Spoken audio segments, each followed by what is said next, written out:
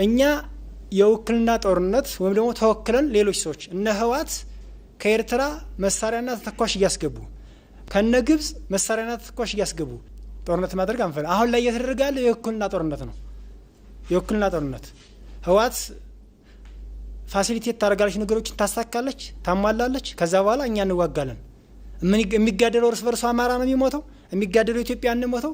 ግን ነገ ከነገ ወዲያ ከኢትዮጵያ መገንጠል ወይም ደግሞ ኢትዮጵያን ጥለው ራሳቸውን ችለው ሀገር መመስረት የሚፈልጉ አካላቶች እኛን እርስ በርስ እያባሉ መሆኑን ስንረዳና ስናረጋግጥ ወደ ትክክለኛው መስመር መተናል ማለት ነው። እስከ ታች እስከ እዚህ ድረስ እስከ ኮር ድረስ ያሉ አመራሮች ውይይት ሁሉ የተደረገባቸው ሁኔታዎች አሉ።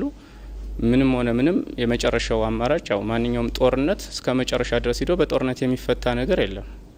በድርድር ነገሮች ይፈታሉ፣ በውይይት የሚፈቱበት አግባብ አለና አፋድ የወሰደው እርምጃ ከክልሉ ከአማራ ክልል ጋር ያደረገው ድርድር ተገቢ ነው ብሎ የአፋድ ሰራዊትም አመራሩም አምኖበታል ማለት ነው። ድርጅታዊ እንቅስቃሴዎችን በማድረግ ሁሉም የስራ አስፈጻሚዎች የኮር አመራሮች በመግባባት ህዝባችን ከዚህ በላይ ጦርነት መሸከም እንደሌለበትና ሌሎች ኢትዮጵያን ለአደጋ የሚጋብዝ እንደ ሀገር ሉዓላዊነቷን የሚያፈርስ ብሔራዊ ጥቅሟን የሚክድ እና የሚጎዳ እና ሌላ